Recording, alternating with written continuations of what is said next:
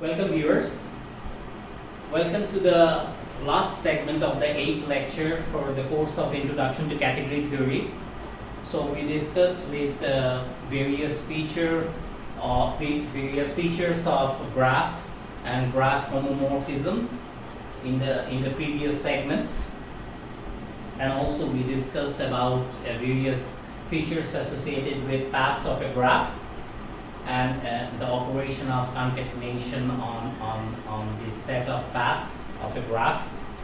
Now we start with another structure called orders and different types of orders. Okay, so let me go with the definitions of these various types of orders called pre-order, partial order, and linear order.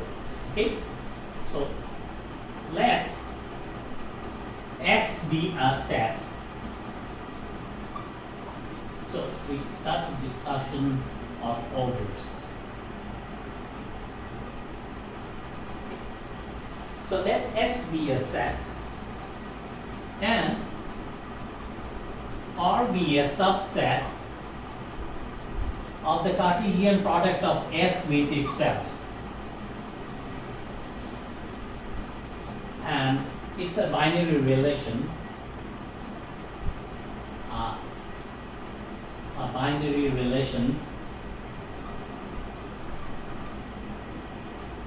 on S. Okay. What does that mean? It means that if S and the pair of S and S prime is in R, we'll write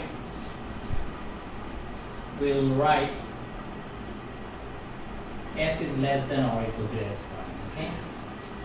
So don't think about it in terms of less than or equal to the usual less than or equal to. Just think about it as a binary relation which satisfies certain properties. Okay. And so in other words, we say that S is related to S prime. So then we say that R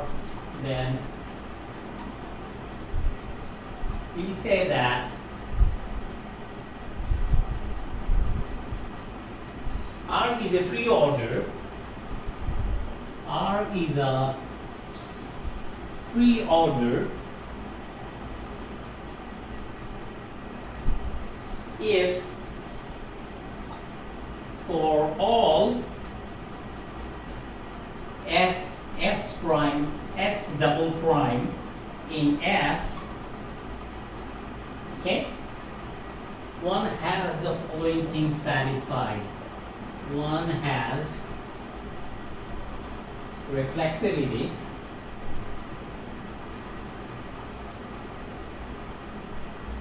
okay,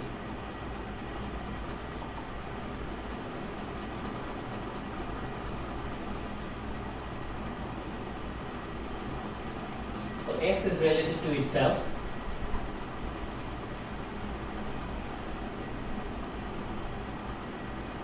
And transitivity.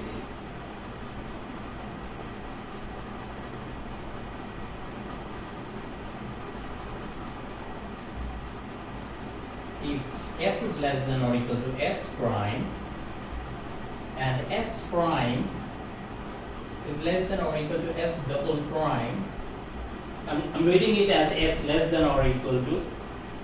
You can read it as S is related to S prime and S prime is related to S double prime, then S is related to S double prime.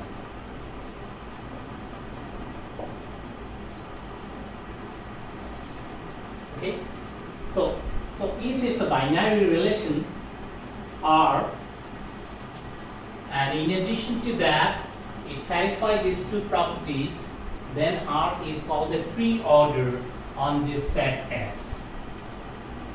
Okay. We say that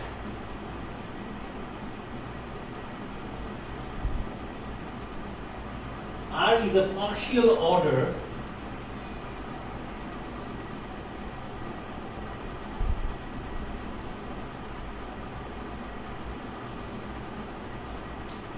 if it's a pre-order,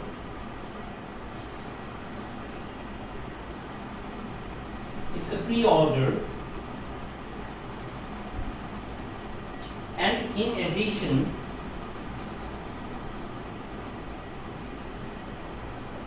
addition for all S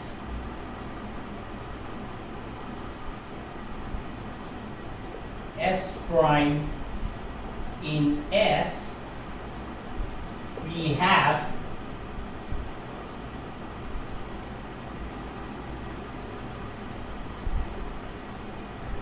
antisymmetry. What does that mean? So one has to fulfill the conditions for a pre-order. In addition to that, we have to fulfill the following things to make it a partial order. Okay? So what is antisymmetry? If S is relative to S prime and S prime is relative to S is in the reverse direction, then S must be equal to S prime. So you can read it this way, okay? So if both of them are satisfied, it implies that S is equal to S prime. In other words, if you choose S to be unequal to S prime by contrapositivity, you can't have both of them to be true by contrapositivity of the statement, of the same statement. So if S is unequal to S prime, then they can't both be true. Alright? Alright. So that's antisymmetry. So now, so this is the picture. So we have a binary relation R on S, and we want that relation to satisfy reflexivity and transitivity. Then we call that relation a pre-order on S. And in addition to reflexivity and transitivity, if that relation also satisfies antisymmetry, we call that pre-order to be a partial order. So in order to have a partial order, you first have to have a pre-order. Okay? Then the additional property of antisymmetry will guarantee that that pre-order is a partial order. Okay? Alright? So now we say that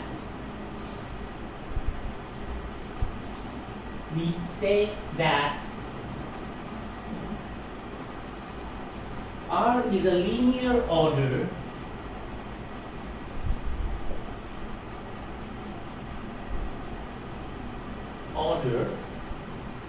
if it's a partial order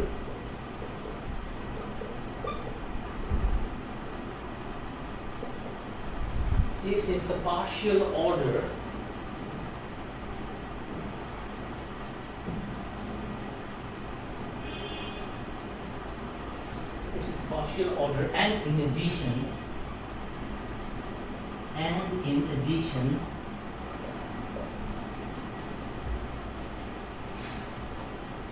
for all S prime in S,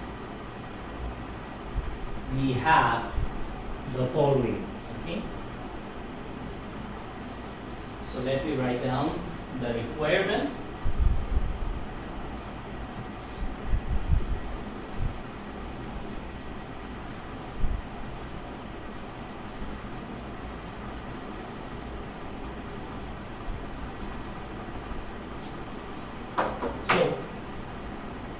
Besides the reflexivity, transitivity, and antisymmetry, we got to satisfy an additional requirement which is called comparability.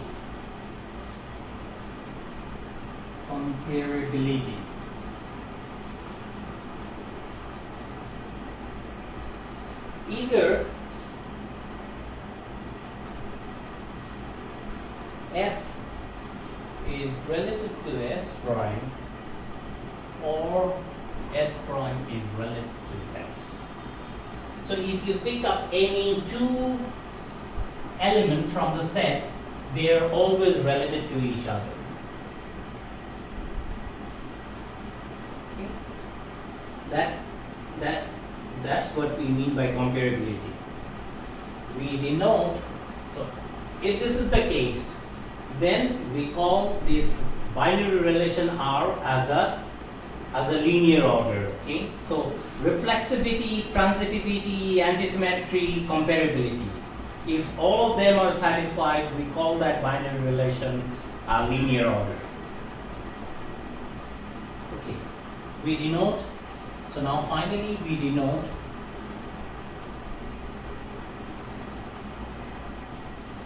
such a pre-order or partial order or linear order, whatever this is, linear order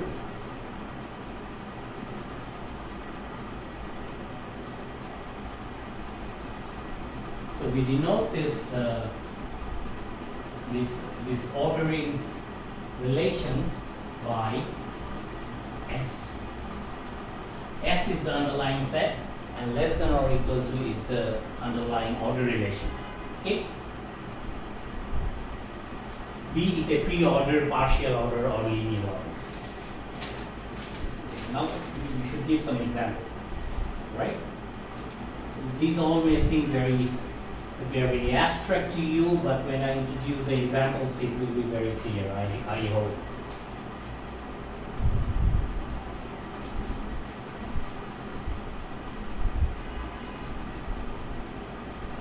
So remember that for equivalence relation, you had three properties to satisfy.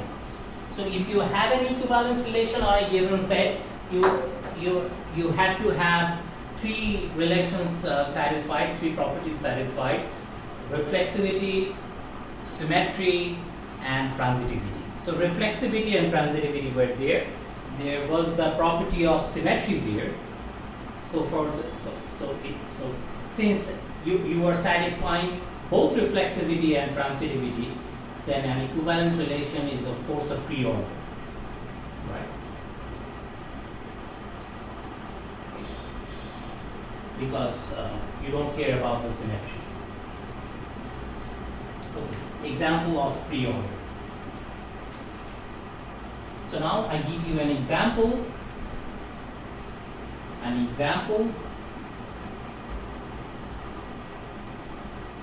of a pre-order that is not a partial order.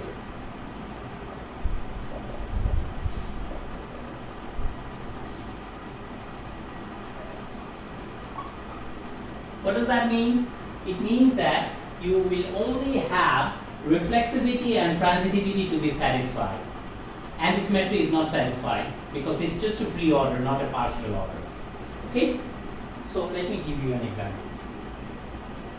So like I told you before, that every equivalence relation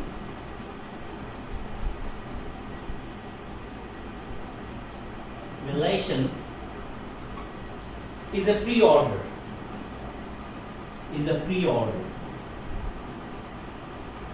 Okay?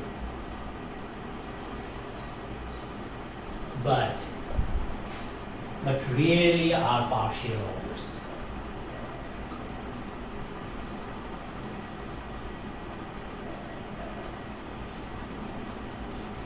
Okay?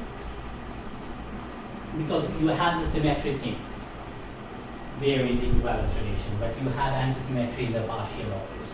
So you need to satisfy antisymmetry as well besides the symmetry of the equivalence relation to make it a partial order, which is not a very frequent situation. Okay. For example,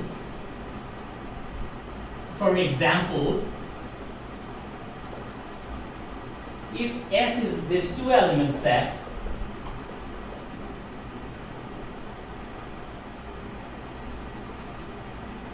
and we put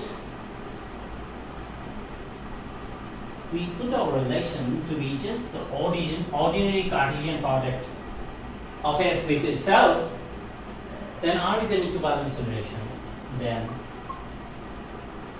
R is an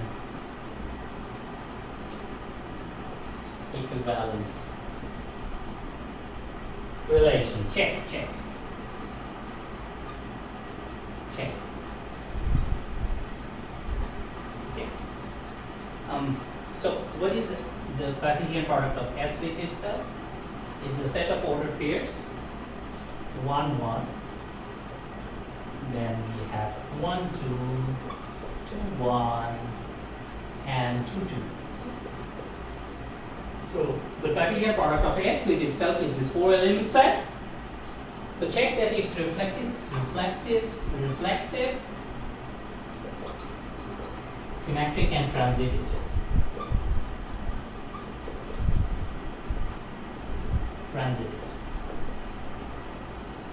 So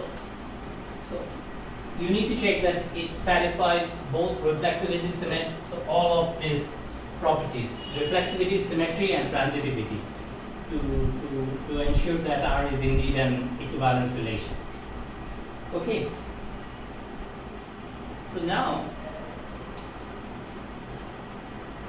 see that since both 1, 2 and 2, 1 is in the relation, then we say that 1 is related to 2 and 2 is related to 1, right? But we know that 1 is not equal to 2.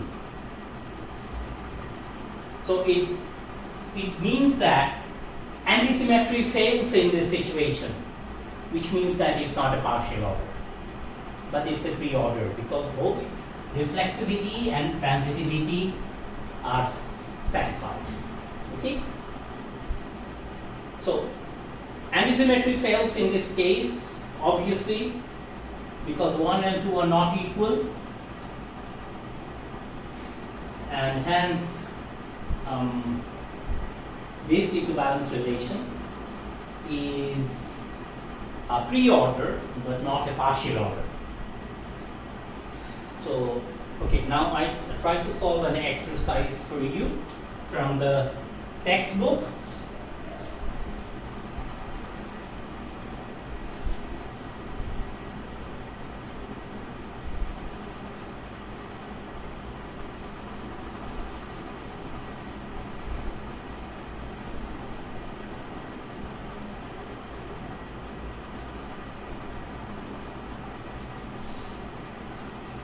Okay, so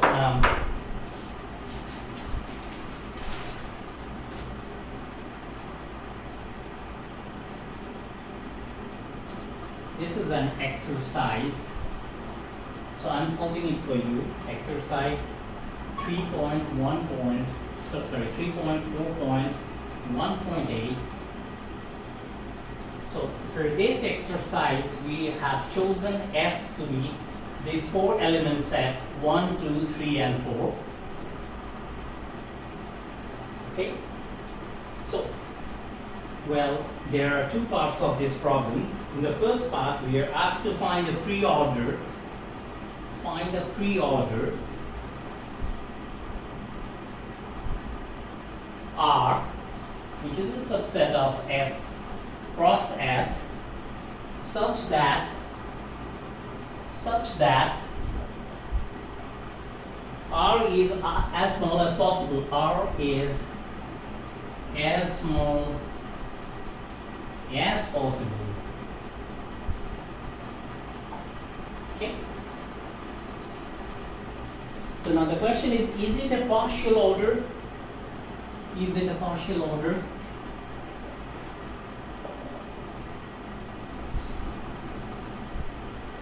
And the next question is it a linear order?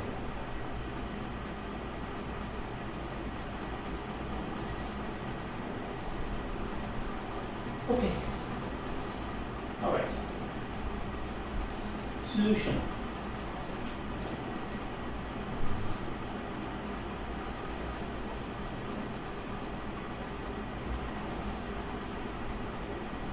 So what is the goal?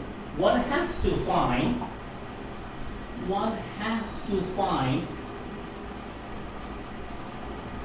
the smallest subset,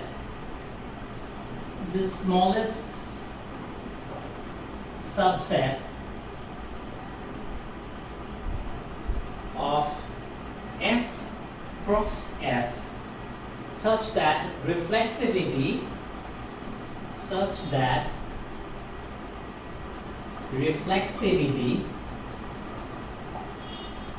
and transitivity are fulfilled, right?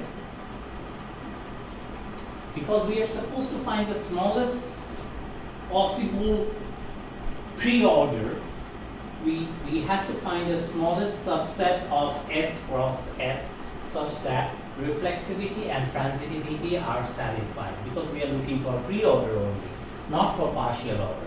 And then we'll check if that pre-order is a partial order or not. That question comes later. Okay, let's find such a subset, which is the smallest possible subset that satisfy both reflexivity and transitivity. Okay. So now verify that R 1, 2, 2, 3, 3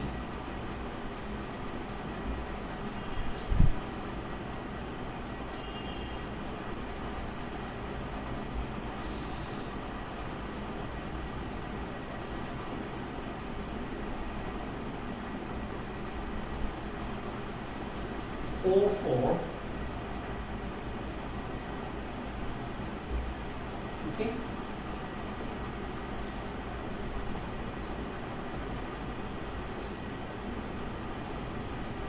So if we choose R to be this subset of S cross S, then we should be able to check that R is reflexive. Check that R is reflexive. Because if you choose any element from S, you always see that that element is related to itself. In other words, 1, 1 is there in this set, 2, 2 is there in this set, 3, 3 is there in this set, and also 4, 4 is there in this set. It means that this relation satisfies reflexivity property. Okay. So R is reflexive, transitive, right? And anisymmetric.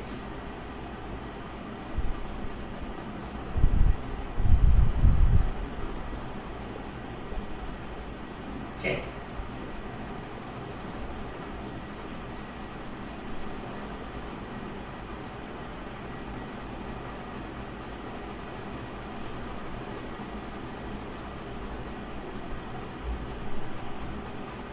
So you see that since you see that non-diagonal terms like, so 1, 2 is not in R, right? So 1 is not related to 2, since 1, 2 is not in R. And also 2, 1 is not in R, meaning that 2 is not related to 1 either.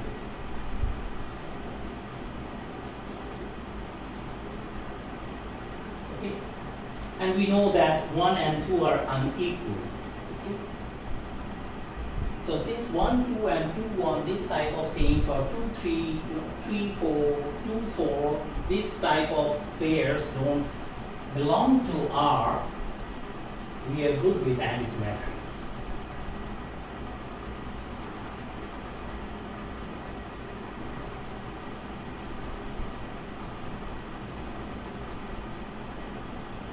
All right. So now, so it's It's reflexive, transitive, and antisymmetric, and therefore it is not just only a pre-order, it is also a partial order. Okay, R is also a partial order. So now choose any two elements from this set, 1 and 2. Now for comparability, you know that, so let me recall the property of comparability. If you choose S prime in the set, in the underlying set, then either you have S is related to S prime or S prime related to S. Is it happening in this case for 1 and 2 for this relation? Check. Since none of 1, 2 or 2, 1 is in R, means that both, so they are not present in R. What does that mean? Neither 1 is related to 2 nor 2 is related to 1, meaning that it's not a linear order. So we have found that it's not just a pre-order, it's a partial order, but it's not a linear order. So that was the solution of part A. And in part B, let me write down the problem first for part B, and then we'll solve it, okay?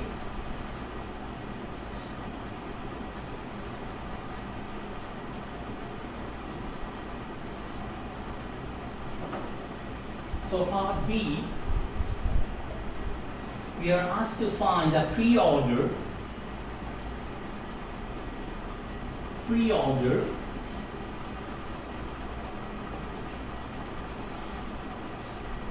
R prime being a subset of the Cartesian product of F with itself such that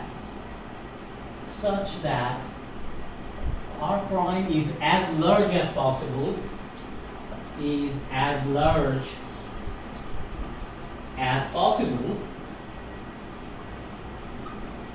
okay?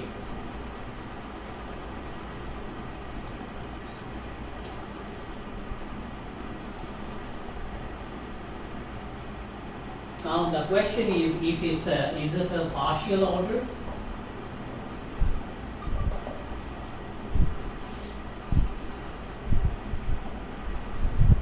And again the same question as in part A, is it a linear order?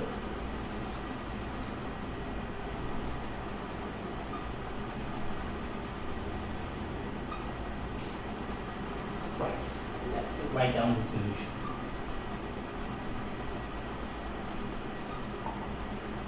Okay, the largest possible pre-order in this case will be the Cartesian product itself.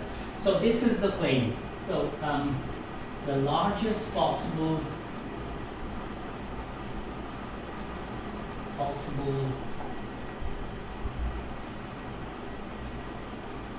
pre-order is the Cartesian product itself. It's the Cartesian product itself. Let me write it for you. R prime is equal to, so what do we need to have the reflexivity? 1, 1, 2, 2, 3, 3, 4, 4. Okay, then we have 1, 2. Right. 1, 2, 1, 3, 1, 4. Okay, then we have 2, 1, right? Then we have 2, 3, then we have 2, 4, then we have, well, 3, 1, we have 3, 2, then we have 3, 4, then we have 4, 1, 4, 2, and we have 4, 3. Okay, how many? There should be 16, right? We have 4, so the Cartesian product should have 16 elements. So 1, 2, 3, 4, 5, 6, 7, 8, 9, 10, 11, 12, 13, 14, 15, 16. Okay? So there are 16 elements in this largest possible set. It's easy to check that it's a pre-order, meaning that it's reflexive because 1, 1 is here, 2, 2 is here, 3, 3 here, and 4, 4 is here, and you can check that it's transitive. Alright? So that's what I have written here. Check that it is reflexive and transitive. It is reflexive and transitive.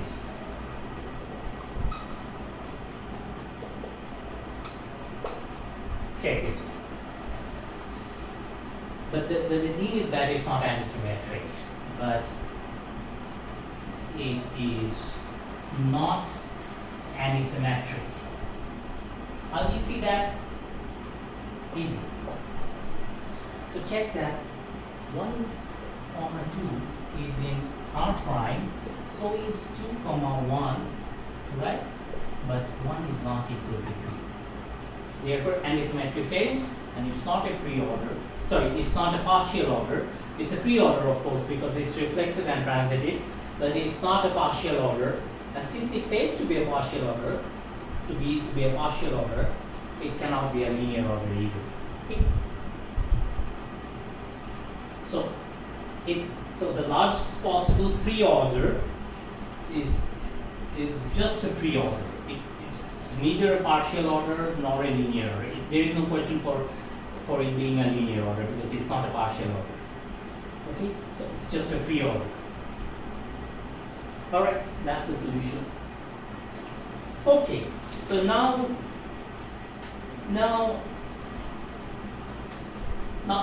the question arises. So we understood what it means by ordering relations, and we also studied various type of orders.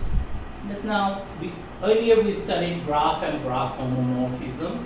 But given a pre-order, can one construct a graph out of it, or the other way around? If we have a graph, can you write a pre-order out of it? Okay, so we should address this question.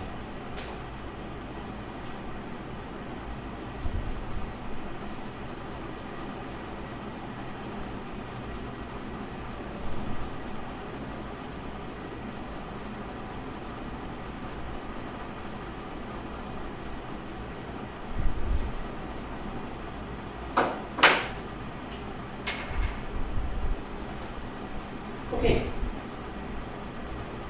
we can draw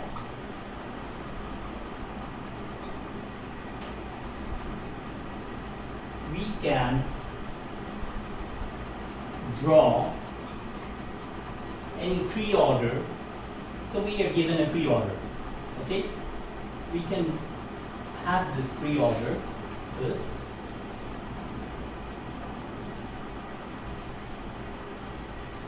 So in order to draw a graph out of this pre-order, we want to draw it as a graph with vertices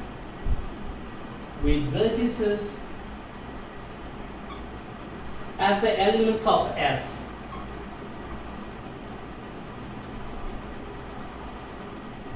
Okay, so we are given this pre-order. In other words, we are given this set and the binary relation on it given by this less than or equal to, so that it satisfies reflexivity and transitivity. We have a pre-order. Okay? And now we want to draw a graph out of it. So in order to draw a graph, we need vertices, and the vertices of that graph will precisely be the elements of this set S. That's what it's saying. And an arrow. And an arrow, if A is less than or equal to B, with A, B both in S. So whenever we find two elements related to each other by this pre-order relation will have an arrow from A to B. Okay?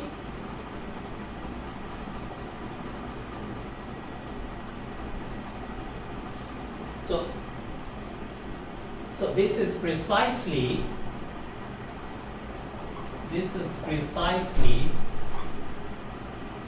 the graph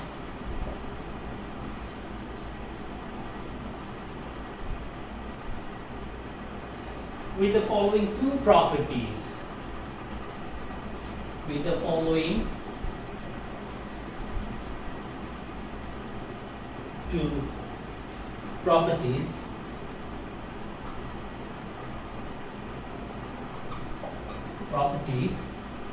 For any vertices, for any pair of vertices, for any vertices A, B in S. Okay. What is the first property? There is at most one arrow. There is at most one arrow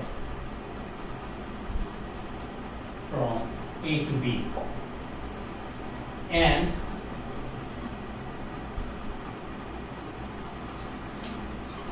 two, if there is a path,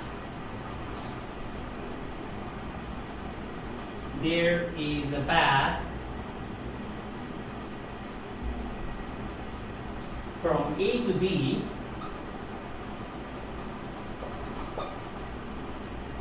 then there is an arrow from A to B.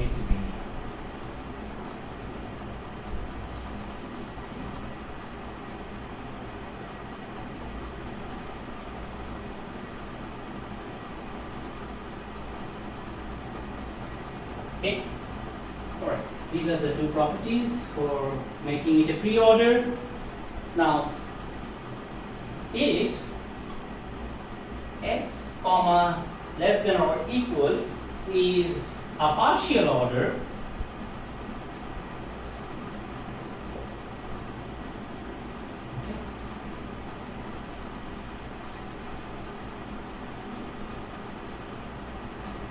so if this is a partial order, then think about these two vertices, okay? So A, B, okay. So if you have a graph, if you have something like this in your graph, then it means that in the pre-order relationship you have this thing and this thing, right? The prescription tells you that you have this, both of this happening in the pre-order relation in order to have this kind of part of a graph, okay? But you see that A and B are distinct vertices, they are not the same. So it cannot be antisymmetric, meaning that the antisymmetry requirement is not fulfilled here, which means that it cannot be a partial order. So in order to have a partial order, this kind of loops should be avoided, meaning that what is the length of this loop on A, if you consider it as a loop on A, meaning that it's a path from A to itself of length 2, right? So we have to avoid all the loops of length greater or we have to avoid loops of length greater than or equal to 2. So if we have a loop n greater than or equal to 2, if we have a loop of length n which is greater than or equal to 2, then it's not going to be a partial order. So there cannot be any such loops in the graph, so that it's a partial order. Okay, that's what we are going to write in the third condition. So if this is a partial order, then the associated graph then the associated graph has an additional no loop property, has an additional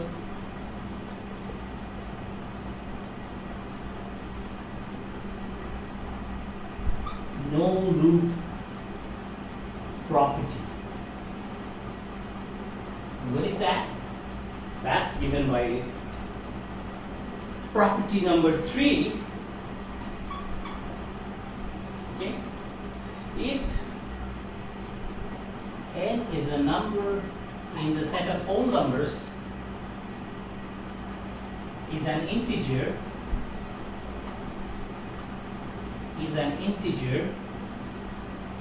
with n greater than or equal to 2. That's what we have seen here. Okay, at least 2. Then we are in trouble. Okay. So then there are no paths of length n. Then there are no paths of length n that start at A and end at A. That start at A and end at A. You cannot have such path, right?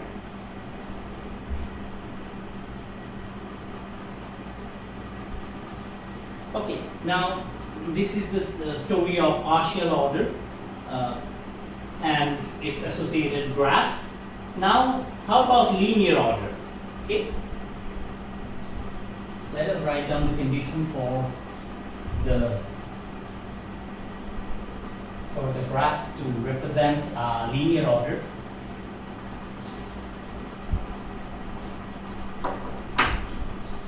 If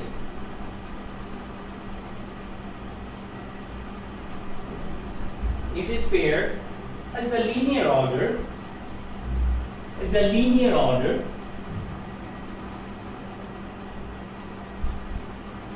then there is an additional comparability property.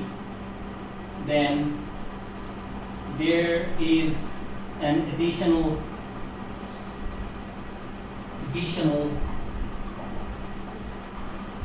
comparability property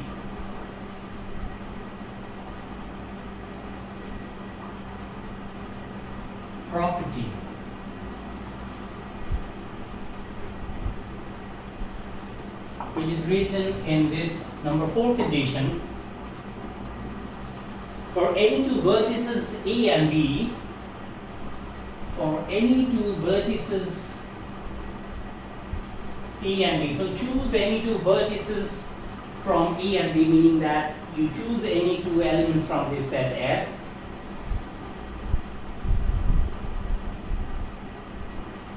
There is always an arrow. There is an arrow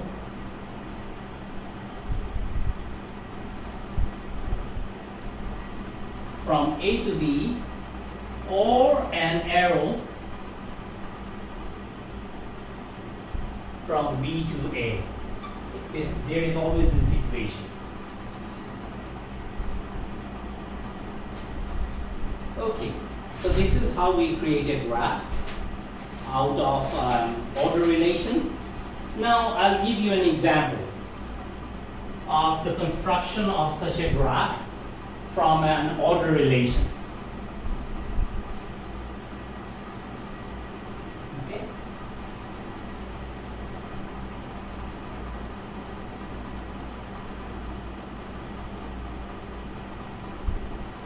So you have to understand this fourth property. So it means that there cannot be any disconnected piece of vertices in the graph. So all the vertices should be able to talk to each other by means of arrows. The fourth condition emphasizes that fact.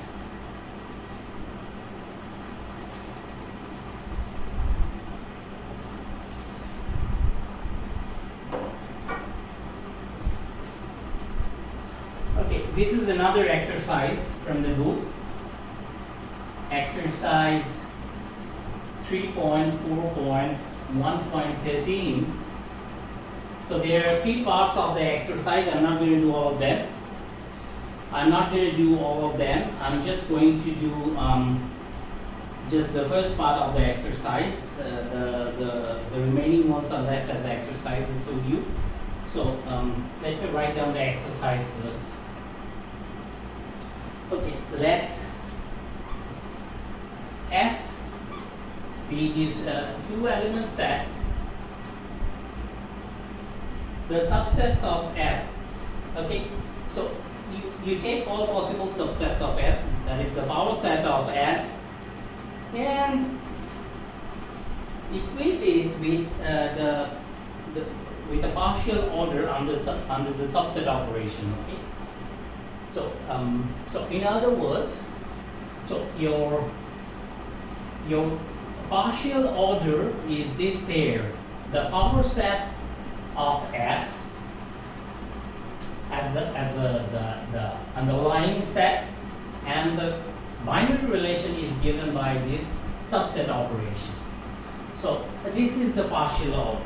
So check that it's reflective, reflexive, symmetric, reflexive, transitive, and antisymmetric. Okay, you gotta check this one. Okay, so now, so if you draw the associated graph of it, you know that what are the elements of this power set? So P of S is equal to the singletons, the whole set, and the empty set. There are four elements in the power set, and these elements will be the vertices of the corresponding graph. So there will be four vertices of the graph, right? So the empty set, the singletons, and the total set. Alright, so our binary relation is the subset operation, okay? So we see that empty set is a subset of the whole set, right? And empty set is a subset of the singletons as well. So there is an arrow from here to here, here to here, and here to here. One is a subset of the whole set, two is a subset of the whole set. So there will be two more arrows.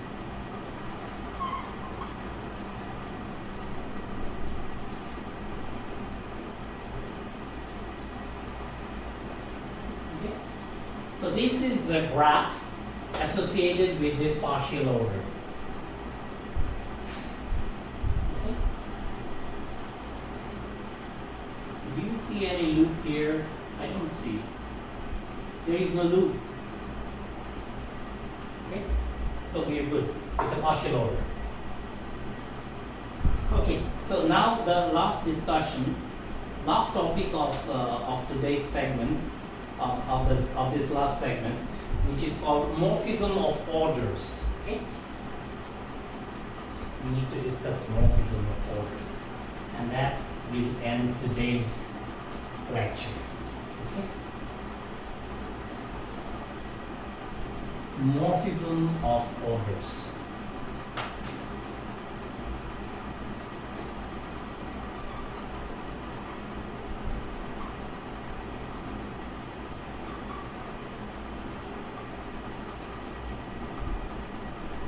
Orders. Okay. So we know that how many types of orders are there? It's either a pre-order or a partial order or a linear order, or sometimes it may be, well, if it's a partial order, then it's of course a pre-order. If it's a linear order, then it's both a pre-order and a partial order. So So there may be different situations depending on what problem we are encountered with. Okay, and now an order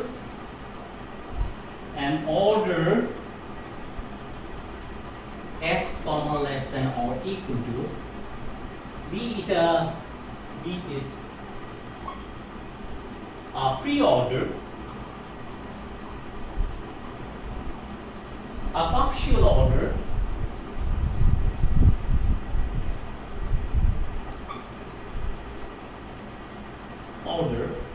or a linear order,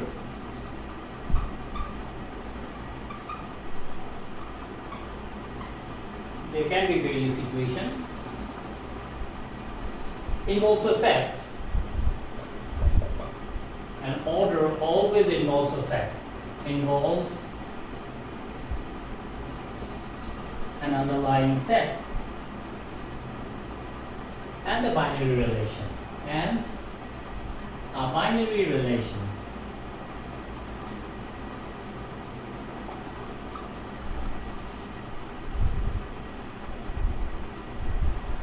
So now for two orders to be comparable, for two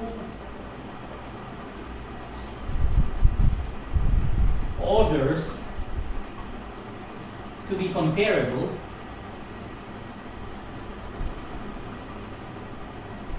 okay, their sets and their relations, their sets and their relations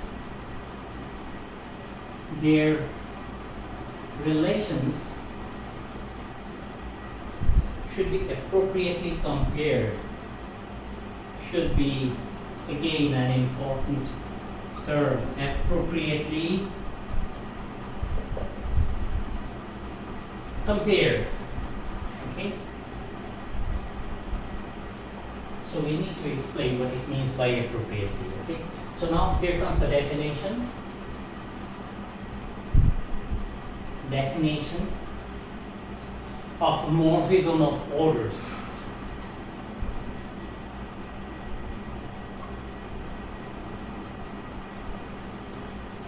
Okay. Okay. So I'm denoting these orders with calligraphic S. Okay.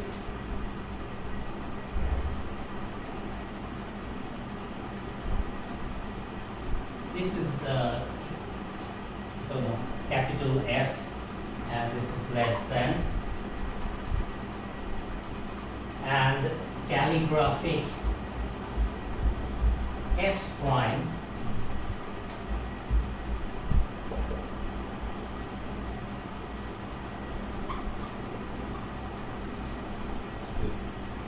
be pre-orders,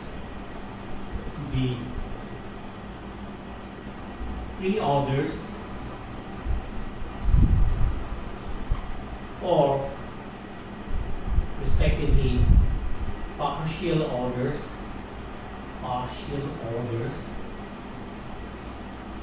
or linear orders.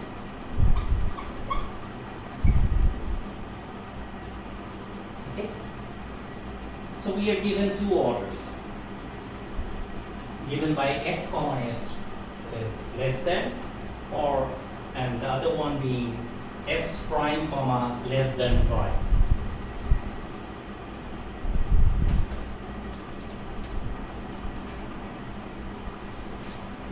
So we are with this definition.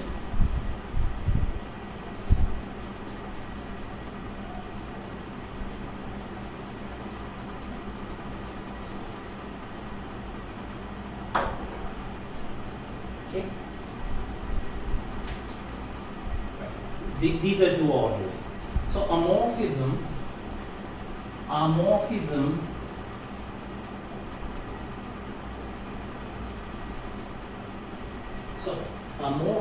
F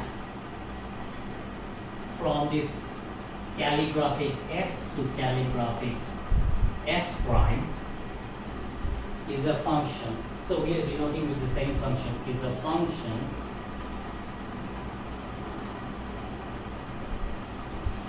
f from the underlying set, between the underlying set S and S prime. Okay.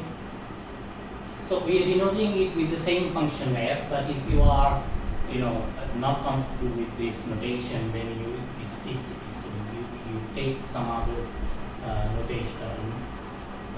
notation for f. Okay, you don't designate with the same f if you are not comfortable, but you're sticking to the same f, such that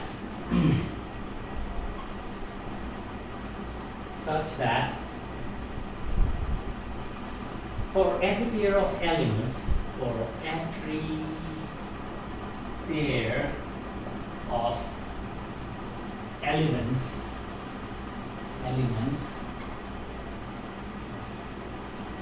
S1, S2 in S. So you pick up pick up any pair of elements from this set S, okay? If S1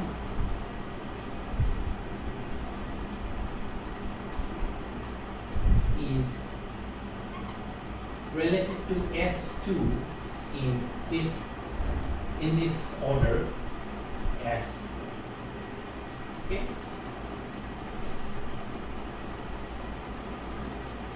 Then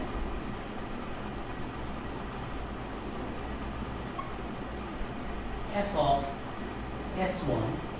So what is S1? S1 is an element of S. So here is the map f from S to S prime. So S1 will be an element in S prime.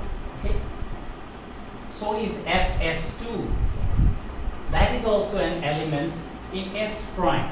And in S prime, so S prime is the underlying set of this order calligraphic S prime. So this has to be preserved, meaning that the structure of ordering is not violated under this map. This is what it's saying. And then we call it the morphism of orders. So under this morphism, the structure of ordering is preserved. That's how we call it. Okay? This is what it means by this relation. This inequality. Okay? So if this is satisfied for any pair of elements of S, then you call this F morphism of between these two orders. A morphism between these two orders. Okay? I'll give you an example.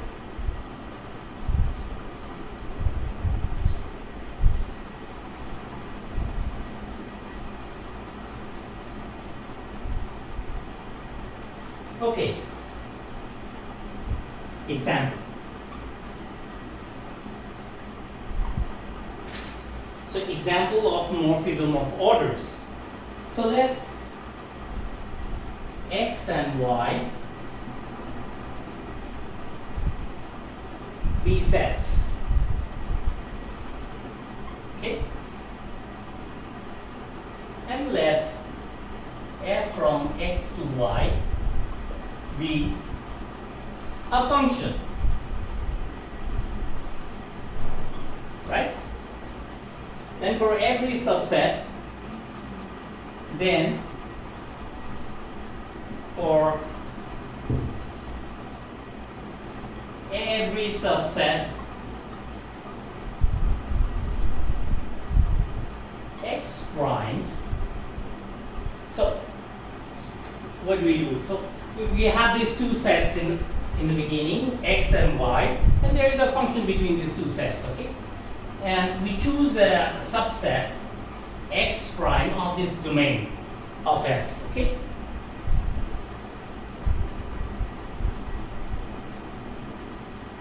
Then it's immediate to see that the image of X prime under F is a subset of Y. Okay? So you should be able to understand what it means by this guy. So it is not a number.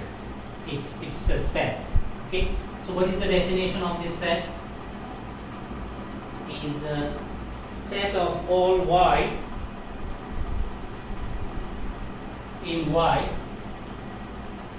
such that there exists X in X prime with Fx is equal to Y. So the collection of all such Y's will constitute Fx prime. Okay? And this is obviously a subset of Y that we have written down here. Okay? Good. So now, from all this information, we see that X prime is a subset of X, so that X prime is an element of the power set of X, right? This is one thing. And since f of X prime is a subset of Y, f of X prime belongs to the power set of Y. Right? Thus we have a function. Thus we have a function denoted with f from power set of X to the power set of Y by means of this f, right? Given by taking images. Given by taking images. Okay? We can do that. So now one should be able to see that this is a morphism of partial orders. We have seen that Px under the subset operation forms a partial order, and Py under the operation of subset, under the subset operation is again a partial order, and there is a morphism of order from this order to that order, from this partial order to that partial order. Okay, so how do we see it? Let's see. Indeed, let's check this thing, okay, for this situation. So if A is a subset of B, okay, if A is a subset of B in Px, okay, right, then one should be able to see that f of A is a subset of f of B in Py. This way we verify this condition, and it implies it gives you a morphism between these two partial orders. Okay, let me quickly prove how you get this. It is obvious, but I for the sake of completeness I want to say this. Okay. So let me erase this part. So we'll finish in just 3 to 4 minutes. Okay. Let's choose S in f of A. Okay. Let's choose S in this So A is a subset. Fa is again a subset of Y. In other words, Fa is an element of the power set of Y. So we choose an element of this subset f of A. Okay, or it's a set, and S is an element of this set. And what do we want to show? We want to show that S is also an element of FB, right? And that will prove that FA is a subset of FB. So we started with this assumption S belongs to FA, and we have to show that S belongs to FB. Then we'll be done proving that F is indeed a morphism between these two partial orders. Okay. All right. So since S is in F of A, what does it mean? By the definition of you remember that I defined F of X prime, where X prime is a subset of X. I defined this set earlier. So from that definition, we see that since S is in F of A, there exists R, an element in the set A, such that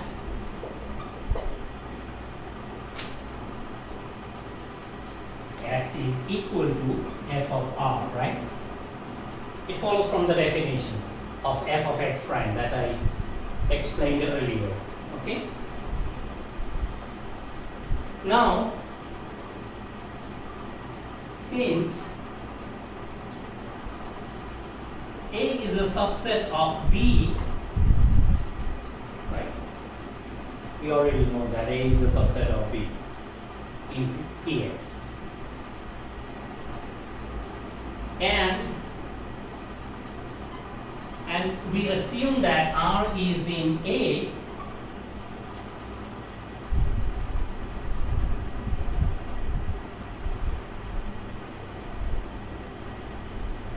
okay, because there exists such R, right? No, it is not something that we assume. It follows from these. There must exist such R, okay? Because S is in Fa, so there must exist such R in A. Okay, so which means that R is in A. So A is a subset of B and R is in A. What does that mean? Therefore R is in B. Right? Since A is a subset of B, R is in B. So we have seen that there exists R in B such that F of R is equal to S. What does that mean? It means that S is in FB from the definition of the function of subsets of the domain, which proves that FA is indeed a subset of FB, which in other words proves that F that we have defined earlier is a morphism between these two partial orders. Okay? So this ends today's lecture on graphs and orders. So we have studied graph homomorphism. We studied the definitions of pre-order, partial order, linear order with examples, and at the end we discussed what it means by morphism of orders. Okay, that's enough for today, and in the next lecture we'll discuss about monoid homomorphism, group and group homomorphism, and after that we'll start the abstract category theory. I think we'll get 2 lectures to cover those listings of abstract category theory. We won't be able to go so far, but let's see how much we can cover. Thank you very much for attending the 8th lecture.